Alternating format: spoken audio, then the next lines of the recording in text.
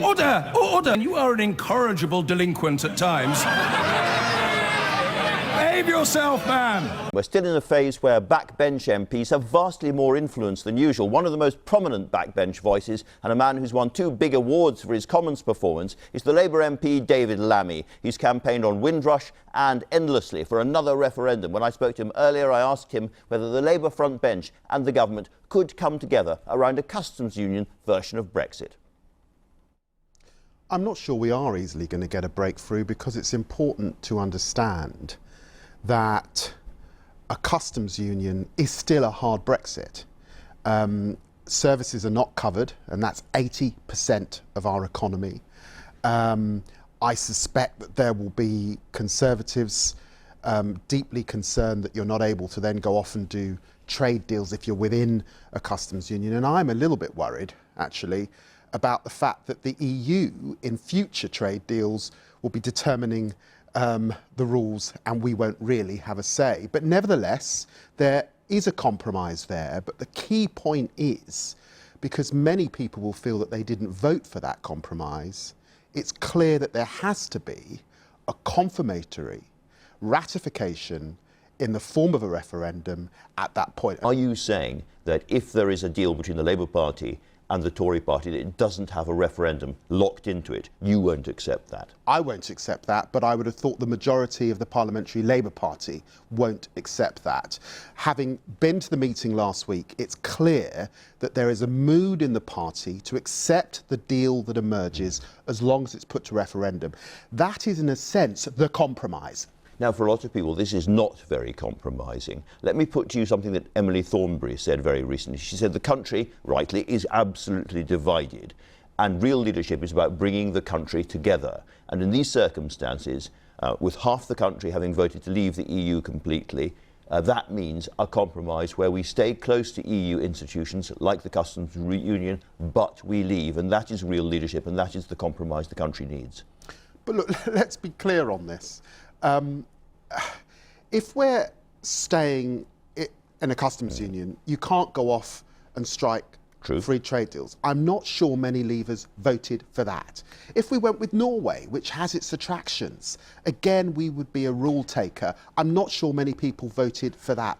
So clearly, the best thing to do when a deal emerges is to ask the country whether they like the deal. And I might say, Andrew, also, going forward, this is not going to end. We still don't know where the arrival point is. We don't know where we're heading in terms of our future trade deal. It's completely blind. So the rows will continue now for many, many years to come. The best way to actually bring the country together is through a democratic process. I'm not saying that the referendum won't be rough. It will be a bit rough. But at the end of it, we can act on what the country has said. You either act to implement the deal the following day, or you move forward and you remain in the European Union. Listening to the language at the moment, can I put it to you, it's going to be more than a little bit rough. On one side, we've got the language of treachery and betrayal and traitors and all of that. But on your side of the argument, the language has been quite tough too. I'm going to show you a clip about somebody you may recognise in full flow. I'm just looking over there at Winston Churchill.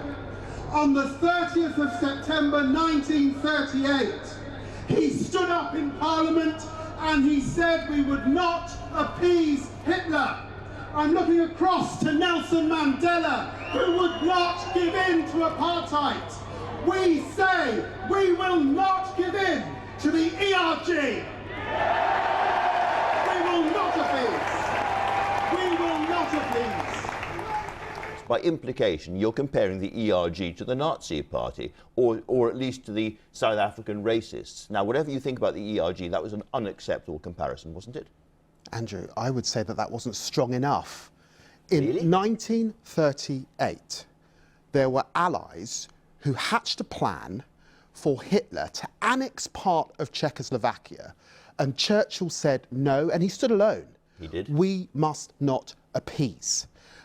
We're in a situation now, and let me just be clear, I'm an ethnic minority.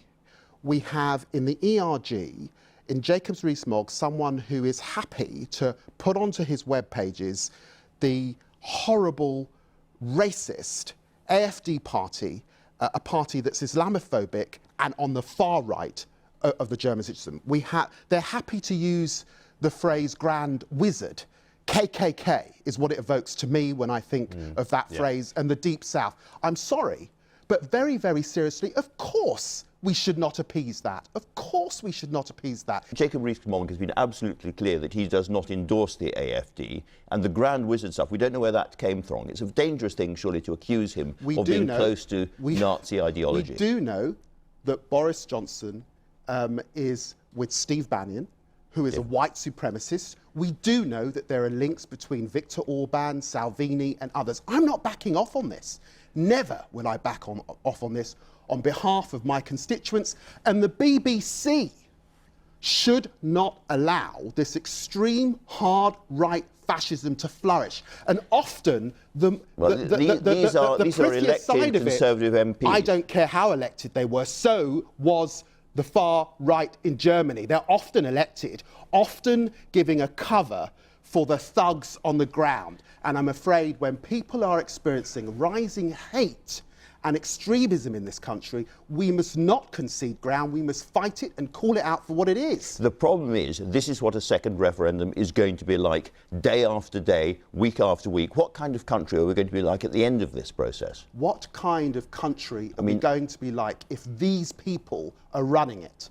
What kind of country are we going to be like when we head into a leadership race and some of them get their hands on the levers of the country? Where will this stop, Andrew? It may be that you will be fine in that country, but many of my constituents will not, and that's why I stand firm. You would say that Tory MPs like Boris Johnson and Jacob Rees-Mogg are equivalent to Nazis? Ask Boris Johnson why he's hanging out with Steve Bannon.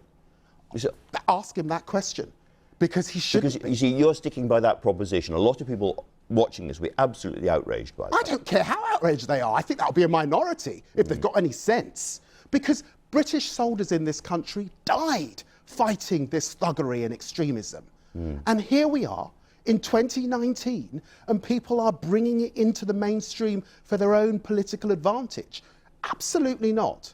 Absolutely not. We can't have it. Let me turn to something related to this that you've campaigned on a lot, which is Windrush. We have finally got a settlement by the British government agreed of £200 million for the victims of Windrush. Now, you said that's not enough. What would be the figure that would be enough? It's not about the overall figure, it's about the system. And what we found out last week is that the system is heavily capped when people make individual claims. So, for example, if you've been deported, you have a cap of £10,000. That's what the Home Secretary makes in a month. It's capped, the legal fees that you've had, of £500. If you've been denied the prospect of going to university, capped at £500, despite the fact that you probably got fees if you were pulled out of university well in excess. What we will see 2 years down the line, unless the government removes the caps, is that people remain in deep hardship as a result of this scheme. And I'm telling you now, the British, West Indian, Caribbean community and their descendants will never, ever forgive this government for both Windrush, but then the derisory scheme that they've now come up with. Yet again, Sunday after Sunday after Sunday, there's a story on the front page of the papers about the Labour Party and anti-Semitism. Do you think it's possible, under this leadership, for the Labour Party to get away from this story before we have a general election? It's got to be. There has been a failure of leadership. It's a stain on Jeremy Corbyn's leadership of this party. I represent in my constituency the Stamford Hill Orthodox Jewish community, many people turning away from the party because of this. It's shameful the way that these complaints have been managed, and frankly, when a senior backbencher like Margaret Hodge is crying effectively in the Parliamentary Labour Party because of the horrific language that's been used against her and others, I stand in complete solidarity with them, and I say quite clearly that this pernicious nastiness is found on the extreme left as it is found on the extreme right, and we resist it and fight it equally. And there are calls today for a completely independent system to deal with anti-Semitism inside the Labour Party. Would you like to see that set up? Well, I think that very few of the Parliamentary Labour Party have confidence in the current system. We're now being investigated by the ERG, understandably, and for all of those reasons we do need an independent system that has the confidence of party members and the Parliamentary Labour Party. David Lammy, thanks very much for talking to us today.